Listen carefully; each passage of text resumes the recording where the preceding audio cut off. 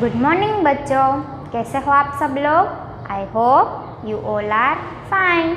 My name is Rupali Sisangiya and welcomes you in Saraswati group of institute. आज मैं आपको हिंदी के बारे में बताऊंगी। हिंदी तो आप सब जानते ही हैं, क्योंकि आप जो सब सीरियल, मूवी, सॉन्ग सुनते हो वो हिंदी में ही आते हैं ना।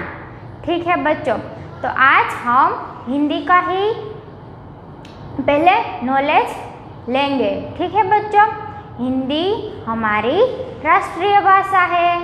कौन सी भाषा है? राष्ट्रीय भाषा। और गुजराती हमारी मातृभाषा है। जैसे आप लोग गुजराती में बातें सुनते हो और आपको मज़ा आता है, वैसे ही हिंदी बोलने में और सुनने में बड़ी दिलचस्प लैंग्वेज है। क्योंकि आप सब जो सीरियल, मूवी वो सब देखते हो ना, वो आपको कैसे झट से याद रह जाता है ना, वैसे ही हिंदी भी आपको झट से याद रह जाएगा। क्योंकि हिंदी में भी कई सारी कहानियाँ आती है। ठीक है बच्चों, इंग्लिश हमारी इंटरनेशनल लैंग्वेज है। आप सभी लोगों ने मुझे एक बार तो देखा है ना। कहाँ पे देखा था? यस, आपने मुझे एडवाइजरी में एक बार देखा था। ठीक है बच्चों, मैं वही हूँ और आज मैं आपको हिंदी सिखाऊंगी। हिंदी में जो चैप्टर है ना, हमारा फर्स्ट चैप्टर नंबर 1 विनती, उसके बारे में मैं आपको बताऊंगी। पहले बच्चों मैं आपको बता दूं कि विनती का मतलब क्या होता है। किसी को रिक्वेस्ट करने का मतलब क्या होगा? आप सोच रहे होंगे कि रिक्वेस्ट करने का क्या मतलब होता है। कि हम किसी से रिक्वेस्ट करते हैं कि मदद के लिए कहते हैं कि हाँ आप हमारी मदद करो। ठीक है बच्चों, तो पहले हम सुबह सुबह उठकर क्या करते हैं बच्चों? सोचो जी। यस, हम सुबह सुबह उठकर प्रार्थना करते हैं। और वो किससे करते हैं? प्रार्थना हम भगवान से करते हैं। ठीक है बच्चों, अभी लॉकडाउन है, फिर भी आप लोग घर पर से प्रार्थना करते हो ना। यस, आप कैसे प्रार्थना करते हो? जब एडवाइजरी में दीदी आपकी एडवाइजरी लेती है ना, तब आप लोग प्रार्थना करते हो। दीदी यहाँ से प्रार्थना प्ले करती है और आप अपने हैंड्स ज्वाइन करके प्रार्थना गाते हो। ठीक है बच्चों, तो प्रार्थना का महत्व हमारे जीवन में बहुत ज़्यादा है। क्योंकि प्रार्थना करने से हमारे मन को तसल्ली मिलती है। हम जब भगवान से बातें करते हैं, हम उसे अपना सारा दुख बता देते हैं, तब हमें और हमारे मन को बहुत चैन मिलता है। हमें एक कई प्रकार की एनर्जी आ जाती है, जिससे कि हम क्या करते हैं कि हमारा पूरा दिन अच्छे से बीतता है। जब हम भगवान से प्रार्थना करते हैं तब हमारा दिन बहुत अच्छे से बीतता है। ठीक है बच्चों, तो ये थी प्रार्थना के बारे में जानकारी। आप सभी लोग प्रार्थना करते ही हो, आपको आए ना आए, फिर भी आप सब लोग भगवान को प्रार्थना करते ही रहते हो। अब हम प्रार्थना क्या करते हैं कि भगवान जल्दी से ये कोरोना है वो हमारे देश से निकल जाए और हम सब हेल्दी होकर वापस अपने काम में जुट जाए। है ना बच्चों, आप यही प्रार्थना करते हो ना। क्योंकि आप सब लोग भी बहुत बोर हो गए हो ना। क्योंकि हमें भी घर पर बैठना अच्छा लगता नहीं है। पूरा दिन हम घर पर बैठेंगे तो क्या होगा बच्चों? बोर ही हो जाएंगे ना। ठीक है बच्चों, तो ये हमें नहीं चाहिए कोरोना। इसलिए हम भी भगवान से विनती करते हैं कि भगवान ये कोरोना को जल्द से निकाल दो यहाँ से और हमें इस महामारी से आज़ाद कर दो। ठीक है बच्चों, तो ये थी हमारी प्रार्थना के बारे में जानकारी। ठीक है बच्चों, तब अब हम हमारे चैप्टर नंबर 1 विनती स्टार्ट करते हैं। इसके लेखक का नाम है श्रीमन द्विवेदी गजपुरी है वो उसका उपनाम है। हमारे भी कोई नाम होते हैं ना, जो हमारी मम्मी हमें घर पे बुलाती है। जैसे किसी का नाम राजू है तो उसका पूरा नाम राजू नहीं होगा, उसका पूरा नाम तो राजेश या रमेश वैसा कुछ होगा। पर मम्मी पापा उसे घर पे प्यार से राजू बुलाते हैं। ठीक है बच्चों, जैसे किसी का नाम लाला होता है, किसी का कान्हा होता है, ठीक है बच्चों। वैसे ही इसका उपनाम गजपुरी है और उसका सही नाम है श्रीमंत द्विवेदी। ठीक है बच्चों। चैप्टर नंबर 1 विनती। विनती करना मतलब कि प्रार्थना करना। ठीक है बच्चों। अब पहले हम उसके शब्दार्थ देखते हैं। शब्दार्थ का मतलब क्या होता है बच्चों? यस, जो हार्ड वर्ड आते हैं ना हमारी पोयम में, जो हमें थोड़े हार्ड लगते हैं पर समझ में आ जाते हैं क्योंकि उसका सिमिलर वर्ड दिया गया होता है हमारे टेक्स्ट बुक में। इसलिए मैं पहले आपको शब्दार्थ समझा दूँ ताकि आपको जब पोयम समझाऊँ तब कोई दिक्कत ना हो। ठीक है बच्चों। विनती का मतलब होता है प्रार्थना। विनती का मतलब क्या होता है? प्रार्थना, जो हम सुबह सुबह कहते हैं ना स्कूल पे, घर पे। ठीक है बच्चों, उसे विनती भी कहते हैं, प्रार्थना भी कहता है। दूसरा दयावान। तो दयावान का मतलब क्या होता है? कि दया करने वाला। दया कौन करता है? भगवान। ठीक है बच्चों, वो बहुत बड़ा दयावान है, सभी के ऊपर अपनी प्रेम की वर्षा बरसाते ही रहता है। दास का मतलब होता है सेवक यानी कि नौकर। ठीक है बच्चों। खबर का मतलब होता है समाचार। आप सभी लोग न्यूज़ देखते रहते हो ना, घर पे भी मम्मी या पापा हर रोज न्यूज़ देखते ही रहते हैं। ठीक है बच्चों, तो उसे खबर भी कहते हैं और समाचार भी कहते हैं। शीश नवाते। शीश मतलब कि सिर और नवाना का मतलब, नवाते मतलब कि झुकाना, सिर झुकाते हुए। हम बड़ों के सामने कैसे सिर झुकाते हैं? सुबह सुबह प्रणाम करके हम उसके सामने शीश झुकाते हैं ना, तो उसे कहते हैं शीश नवाना। आप लोगों को भी अपने बड़ों के सामने सिर झुकाना चाहिए, हर रोज उठकर उसको प्रणाम करना चाहिए, दादा दादी को जय श्री कृष्ण बोलना चाहिए। ठीक है बच्चों, तो ये गुड बच्चे की क्वालिटीज़ है और आप में भी ये क्वालिटीज़ है ही। ठीक है बच्चों, तो अब हम हमारी पोयम शुरू करते हैं। विनती सुन लो है दयावान, हम सब बालक है नादान। तो बच्चों यहाँ पे क्या कहा गया है कि विनती सुन लो है दयावान, हम सब बच्चे हैं नादान। हम भगवान से प्रार्थना करते हैं कि हे भगवान हमारी विनती सुन लो, क्योंकि हम सब बच्चे तो नादान है। कैसे है? नादान। हमें कोई चीज़ की सही तरीके से पता नहीं होता है। पहले जब कभी हमें हमारे पेरेंट्स सही गलत का तफावत समझाते हैं तब हमें पता चलता है। तो हम भगवान जी से यही प्रार्थना करते हैं बच्चों कि भगवान हम तो नादान है, हमारी विनती सुन लो कि हमें भी अपने जैसा अच्छा बनाओ, हमें भी ज्ञान और बुद्धि चाहिए। ठीक है बच्चों, तो हम भगवान से पहले विनती करते हैं कि हे दयावान हमारी विनती सुन लो, हम सब बच्चे कैसे हैं? नादान है और हमें भी अपने जैसा ज्ञानी और अच्छा इंसान बना दो।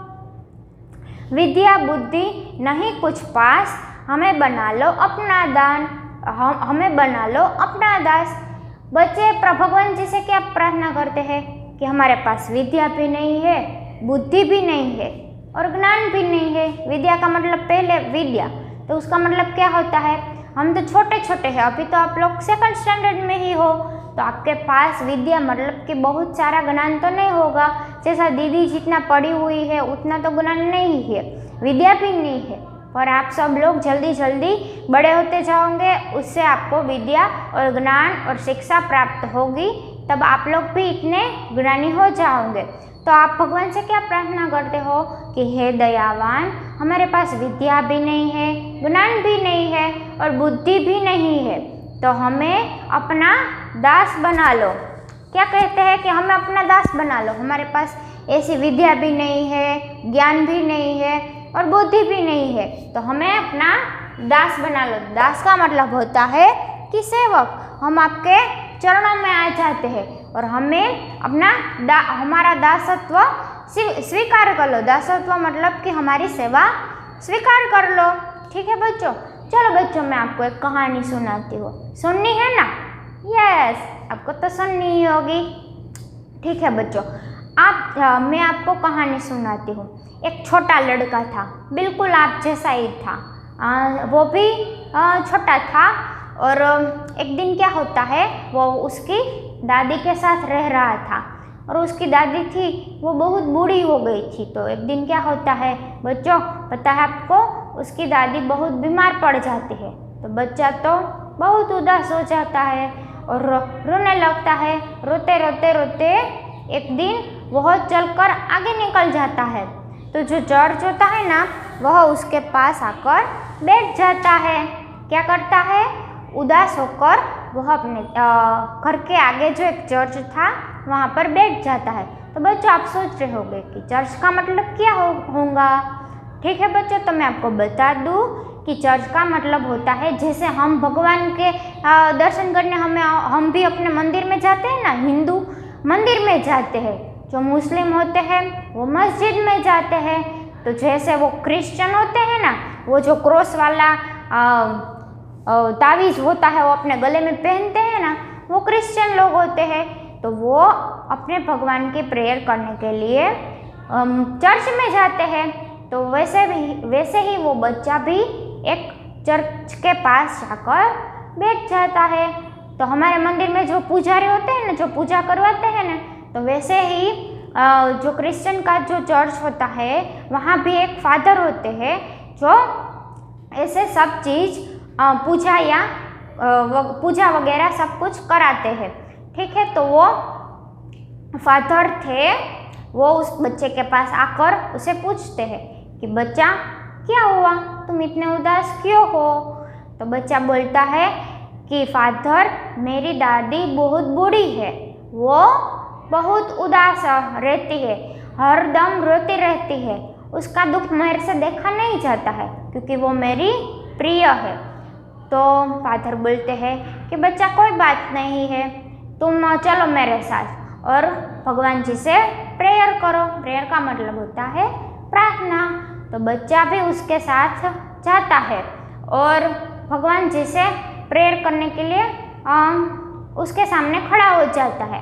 और फादर उसे बोलते हैं कि अपने हैंड्स जॉइन करो और अपनी आईज क्लोज करो।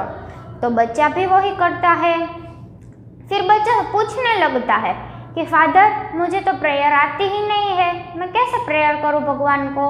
आप जो प्रेयर गाते हो ना, वो आपको भी थोड़े दिन नहीं लगेगी, तो आपको भी नहीं आती है ना।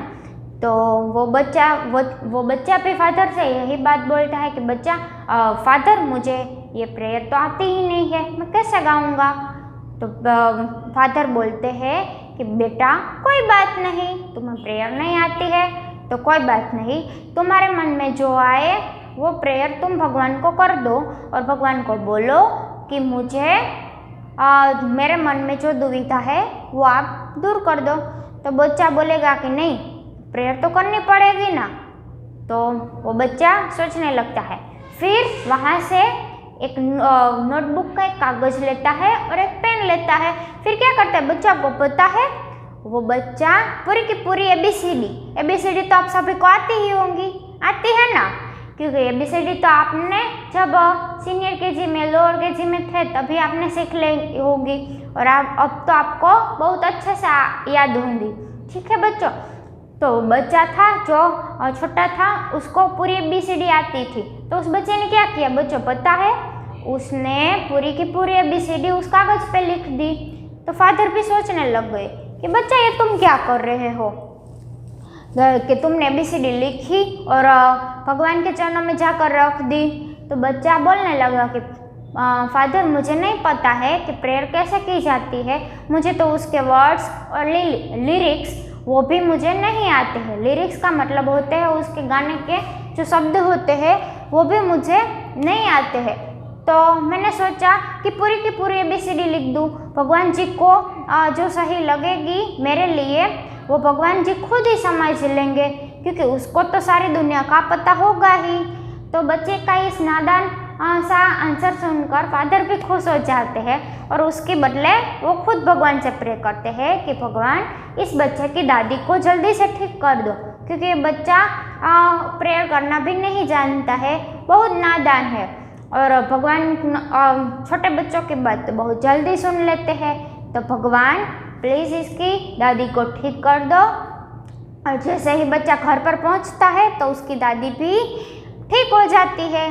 तो देखा बच्चों आपने प्रार्थना के लिए किसी भी कोई भी प्रार्थना करने के लिए वर्ड्स का या उसके शब्द का कोई महत्व इतना ज़्यादा नहीं होता है। आप सच्चे मन से जो भी प्रार्थना करोगे भगवान सुन ही लेंगे। उस बच्चे ने भी पूरी ABCD लिख दी थी, तो उसके कारण गॉड ने उसकी बात अच्छे से सुन ली।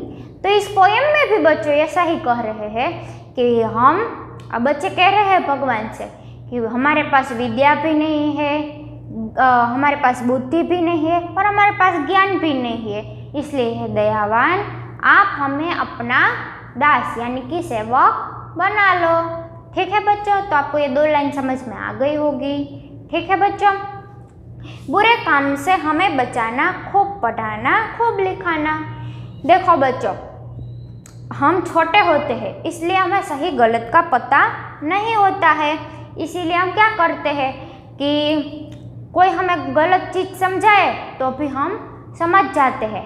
तो हम भगवान से प्रे करते हैं कि भगवान हमें तुम इस बुरे काम से बचाना, खूब पढ़ाना, खूब लिखाना, इसीलिए कि हम आगे जाके अच्छी जॉब कर सके और पैसे कमाकर हमारे घर को अच्छे से सुखी संपन्न रख सके। बुरे काम से मतलब चोरी से, लूटपाट से, झूठ बोलने से, ऐसी सब चीज़ों से हमें भगवान आप दूर रखना, क्योंकि हमें तो अच्छा बच्चा बनना है। ठीक है बच्चों, हम भी भगवान से यही प्रार्थना करते हैं ना कि हमें कभी बुरा इंसान मत बनाना और ऐसे बुरे इंसानों से भी हमें दूर रखना, क्योंकि हम बुरे व्यक्ति के साथ रहेंगे तो कैसा बन जाएंगे, बुरे ही बन जाएंगे ना। अच्छा बच्चों, आपने आम के सीज़न में देखा ही होगा कि पापा घर पे आम का बॉक्स लाते हैं, फिर मम्मी से कहते हैं कि इसे अच्छे से पकाने के लिए रख दो, तो पहले मम्मी क्या करती है आपको पता है ना? यस, आपको तो पता ही होगा क्योंकि आप सब चीज़ नोट करते होंगे। मम्मी क्या करती है कि पहले सारे आम को चेक करती है कि कहीं कोई गंदा आम इसमें नहीं रह गया ना, और गंदा आम रह गया होता है तो वो उसको अलग से निकाल कर रख देती है, क्योंकि एक गंदा आम सारे आम के बॉक्स को खराब कर देता है।